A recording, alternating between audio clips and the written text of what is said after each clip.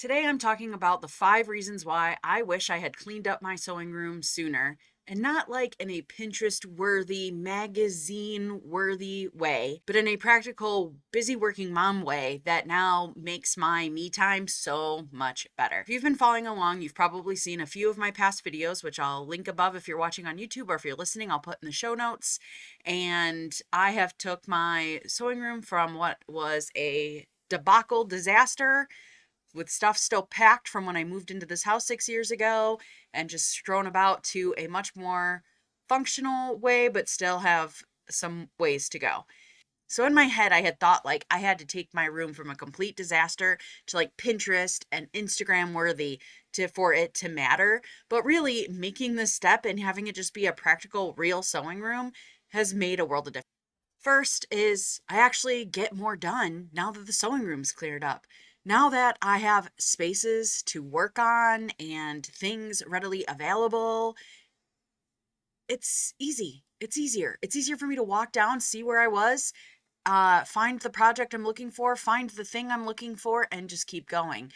Before it was like, oh, I gotta get in there, I gotta find what I'm looking for, try not to trip over anything. And it wasn't a good vibe. It wasn't a good way to start.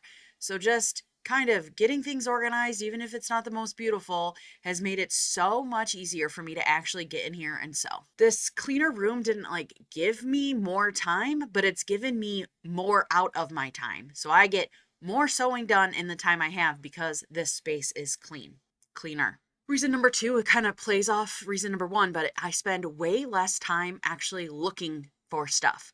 So I now have an idea of where all my thread is. I have an idea of where all my fabric is. I have a spot where all my Cricut supplies are. I know I now have these new shelving units that I'm putting all of my fabric slowly on, and then I'll have a spot for my pre-cuts. So like now I know where stuff is, and it's like, oh, didn't I have that piece of fabric that I bought or that kit I bought? Now I have it. Looking for stuff after already having to make decisions all day about what everybody's eating in this house and everything I'm doing at work, which I have to make a lot of decisions at work. Decisions. And the mental load of me being like, where did I put my scissors? It was like too much. It was a deterrent. So now having easier access to my supplies, once again, I'm getting more bang for my buck in my limited sewing time. My third reason is it is infinitely easier to pick up where I left off. Oh my gosh. Now there's space on my table. There's space on my big table.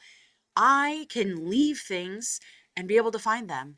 And it is easier. Here's all my supplies. I have a very nice organized spot to leave things that I'm in process of.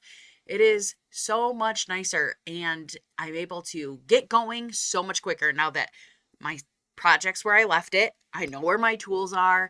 It's just, and the room is so much more inviting. These 3 reasons have gotten me back into my sewing space so much more than I have in a long time. The 4th reason, and maybe the most important reason, is I had been putting off cleaning this space for literal years since we moved in. I mean, the day we bought this house, I found out I was pregnant. I had a toddler. I've had some things going on. I'm not a bad person. I just got busy and I didn't prioritize this space and the cleaning of this space because I didn't think it was important enough, or whatever reason. I don't know. I'm not a psychologist. But I did not prioritize cleaning and organizing this space, even though I love being in this space. But now that I've done it, and after all these literally years, older than my daughter, thinking about cleaning the space or being unhappy with the space, is I can't even believe how much guilt I had, which again, I don't know how to psychoanalyze that, but there was so much guilt associated with having the space and it not being like utilized, because I know that I'm lucky. Like I have shared my sewing space with a dining room table before in my bedroom. Like I know what it is, not a thing that everybody has a dedicated sewing space. And so I felt guilty about not taking full advantage of it. I felt guilty that I wasn't making time, and for some reason had like internalized like I was a bad person because I wasn't like cleaning this room. And then I don't know, I never did end up cleaning it. It took way too long. But now I feel so much less guilt, and I just can't believe I let that pressure weigh on me for so long when it took one weekend for me to turn this around. So the emotional toll it took of not having the space organized and using it to its best advantage. And I'm still not even using it to like its maximum capabilities, but I feel so much better and so much lighter. And once again, not only am I sewing more now that I'm in this space, but now I'm like enjoying it. And it's just, I know I always talk about vibes, but the vibes are good. The vibes are better. So much happier with just how I feel walking into this room. My sewing room actually kind of felt like it went from something being on a never ending to-do list of things I needed to do and was failing at doing, and now it's not on that list anymore. It's done. It's great. I feel good, and I'm so glad it's not like weighing on me as something I needed to do, but now a place I get to be. And before I dive into the next reason, I want to take this opportunity to be like, hey, this video is sponsored by me. Did you know that I have a membership community? It is $5 a month. We do some challenges. We support each other. We get on Zoom. I know this is kind of a hot take these days, but it is a politic-free zone. So if you're looking for a place where you can look at quilts and talk about things and kind of escape the politics, the Clubhouse community is for that. I'm not saying that talking about all the issues that face our country and the world aren't important, and they are, and I want you to talk about them, but we're just creating a space where we keep the vibes light in case you need a break from all of that stuff that's happening everywhere else in the universe. So if you're looking for a political-free zone, uh good vibes, moderated quilting community, come check me out. With that, back to the video. And the fifth reason is kind of a twofer. With the room and the condition it was in, I didn't even know the stuff I had, and that includes duplicates of things. So I have had, I have stuff like I've been sewing for a long time. I've been quilting for 10 years. If you're a quilter, you know how easy it can be to accumulate things. Not only do I accumulate things I buy, but I gifted. Quilters are also generous, and they're like, hey, I've bought too much stuff. Take this stuff. So you inherit a lot of stuff if you're in quilt guilds and stuff like that. So I had a lot of stuff, both stuff I've purchased, stuff that was purchased for me, stuff that was given to me, a lot of stuff. So I didn't even know what I had. I had a lot more fabric than I thought I had, but also I went through a lot of the fabric I had, and I am donating a bunch of it to a lot of good causes around here. There's a secondhand, like kind of craft store. I think it's called So What, and I'm gonna donate some of my fabric there. I'm also gonna ask my quilt guild if they have anything, and there's some other charities around here where I don't have the time to turn all this fabric, perfectly good fabric, into quilts for all these charities, but I'm hoping that I can give the stuff I have to people who have the time to kind of turn this into something good.